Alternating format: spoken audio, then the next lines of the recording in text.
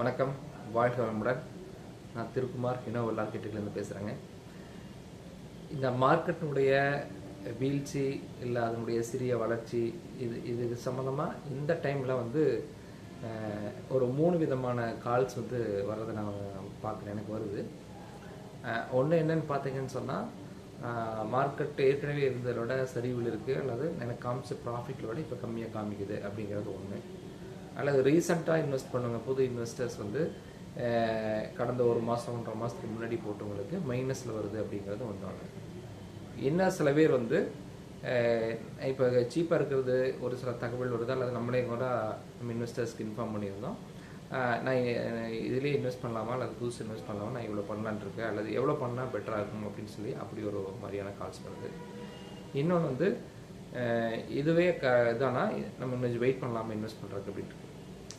அப்போ ஒன்று நான் பார்க்குறதுல இப்படி லாபம் குறைஞ்சி போயிடுச்சு, இது திருப்பி வருமா அதிகமாகுமா அப்படிங்கிற ஒரு மனநிலை.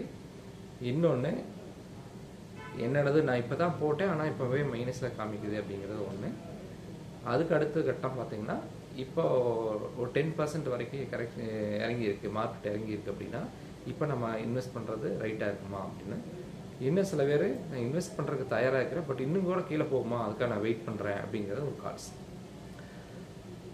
ஸோ நம்ம என்ன பார்க்குறோம், என்னோட ஒப்பீனியன் என்ன அப்படின்னா, ஒவ்வொரு பொருளாதார அறிஞர்களும் ஒவ்வொரு விஷயங்களை வந்து சொல்லிட்டு இருக்காங்க. என்னோட பார்வையில் அப்படின்னு பார்த்தீங்கன்னா, இப்போ வந்து ஒரு 10% பக்கமாக வந்து நமக்கு மார்க்கெட் வந்து கீழே இறங்கியிருக்கு. அப்போது இது ஒரு வாய்ப்பாக நம்ம வந்து அடிஷனலாக இன்வெஸ்ட் பண்ணுறதுக்கு நம்ம பயன்படுத்திக்கலாம். அப்போ இன்னொரு கேள்விக்கான பதில், அப்போ இதுக்கு கீழே போகாதா, அப்போ இப்போ இன்வெஸ்ட் பண்ணிடலாமா, இல்லை திருப்பி அதுவும் மைனஸ் ஆகுமா அப்படின்னு நினச்சா, சப்போஸ் நான் என்ன நினைப்பேன்னா, நீங்கள் ஒரு 1 லட்ச ரூபா உங்கள்கிட்ட இருக்குது அப்படின்னு சொன்னால் இன்வெஸ்ட் பண்ணுறேன்னா அட்லீஸ்ட் ஒரு 40 to 50% வரைக்கும் கூட நீங்கள் போய் இன்வெஸ்ட் பண்ணலாம்.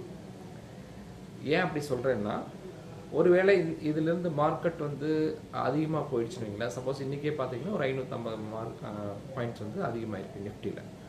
அப்போ நான் அடுத்த ஒர்க்கிங் டேயில் வந்து இன்னும் அதிகமாகுமா குறையுமா, அதுக்குள்ளே அதானி பிரச்சனை வந்துருச்சு, இந்த மாதிரி கேள்விகள் வந்து இருக்குது. ஸோ இன்றைக்கே கூட நிறைய பேர் வந்து மார்க்கெட் குறையுன்னு எதிர்பார்த்தாங்க, பட் வந்து இன்றைக்கி ப்ளஸில் தான் இருக்குது. அப்போ இது யாருனாலையும் 100% கணிக்க முடியாதுங்கிறது நம்ம எல்லாருமே சொல்லக்கூடியது தான். அப்போ என்னென்னா, அடுத்த ஒரு சில மாதங்களுக்கான இந்த மாதிரி ஏற்றத்தாழ்வுகள் இருக்கலாம். ஒரு 3 மாதம் 4 மாதங்களுக்கு அப்புறம் நிச்சயமாக மார்க்கெட் வந்து மேலே போகும் அப்படின்னு. அப்போது ஏற்கனவே இருந்த லெவலுக்கு போனாவே இப்போ இன்வெஸ்ட் பண்ணுறவங்களுக்கு ஒரு பெரிய லாபம் கிடைக்கும். அப்போ ஒவ்வொரு தடவையும் மார்க்கெட் இறங்குறப்பெல்லாம் அது அடுத்த இப்போ ரீசெண்டாக பார்த்தீங்கன்னா அதிகபட்சம் ஒரு 6 மாதத்துக்குள்ளே அடுத்த லெவலுக்கு வந்து போயிருக்கு.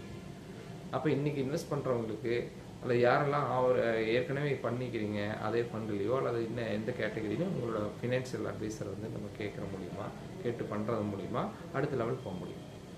ஏன்னா ஏற்கனவே எந்த ஃபண்டு வந்து ப்ராஃபிட் கொடுக்குதோ அதில் பண்ணுறது நம்ம சிறந்த முடிவு நம்ம எடுத்துக்க முடியாது. ஸோ இப்போ இருக்கிறது அடுத்து எந்த ஃபண்டில் பண்ணலாங்கிறது ஒரு டீப் டிஸ்கஷனோட நீங்கள் பண்ணுறது தான் ஒரு சிறந்த வழியாக இருக்குது. அதனால் இந்த வாய்ப்பை பயன்படுத்திக்கலாங்கிறதும், ஒருவேளை இன்னும் கொஞ்சம் மார்க்கெட் இறங்கினா கூட நீங்கள் இன்வெஸ்ட் பண்ணுறதுக்கு தயாராக இருக்கிறதுக்கும் நல்லதுங்கிறது தான் என்னுடைய கருத்து. அதே மாதிரி ஒருவேளை உங்களுக்கு லம்சமாக போட முடியுது, அட்லீஸ்ட் ஆல்ரெடி எஸ்ஐபி இருந்ததுன்னா இன்னும் கொஞ்சம் இன்க்ரீஸ் பண்ணுங்கள். அப்படி இல்லைன்னா இப்போவாது ஸ்டார்ட் பண்ணுங்கள். இது ஒரு ரைட் டைமாக இருக்குங்கிறது என்னோட ஒப்பீனியன்.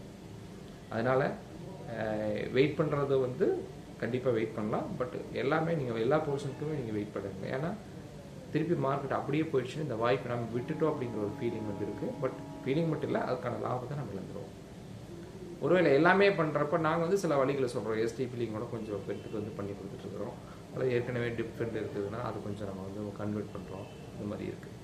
ஒருவேளை யாராவது எதுமோ கீழே போயிடுச்சுன்னு வர்றது நம்ம பணம் எதாயிருமா அப்படிங்கிற பயப்பட வேண்டியது இல்லை அப்படிங்கிறதா.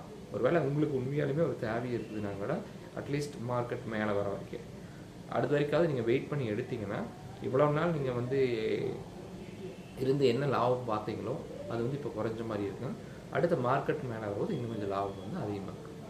ஸோ இந்த ஏன்னா ஈஸியாக நீங்கள் வந்து பணம் பண்ணிக்கக்கூடியது வந்து மியூச்சுவல் ஃபண்டில் இருக்கிறது வந்து உடனே நம்ம அக்கௌண்ட்டுக்கு வந்துடும்.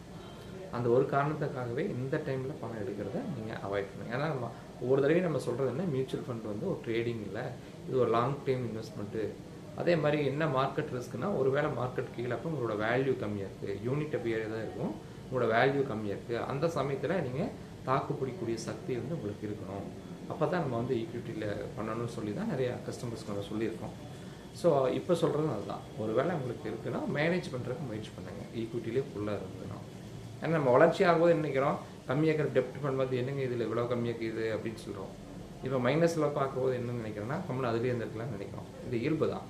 ஸோ ரெண்டுமே வேணுங்கிறது தான் இருக்குது. அது அந்தந்த ஒவ்வொருத்தருடைய தனிப்பட்ட போர்ட்ஃபோலியோ வந்து பார்த்து அதை டிசைன் பண்ணுறப்ப தான் அது பண்ண முடியும். ஓகே, அதனால் நீங்கள் வந்து இந்த வாய்ப்பை பயன்படுத்துங்க. இன்னொரு வீழ்ச்சி வரலாமா அல்லது இதுக்கு மேலே போகலாமா, அதுக்கும் கூட வாய்ப்பு இருக்க தான் செய்யும். அதுவும் நம்ம பயன்படுத்தலாம்.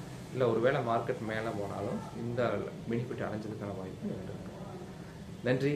நீங்கள் இன்னும் கூட ஏதாவது நீங்கள் டீட்டெயில்ஸ் எனக்கு வேணும்னா என்னோடய நம்பரை நான் டிஸ்கிரிப்ஷனில் கொடுக்குறேன். நீங்கள் வாட்ஸ்அப் பண்ணுங்கள்.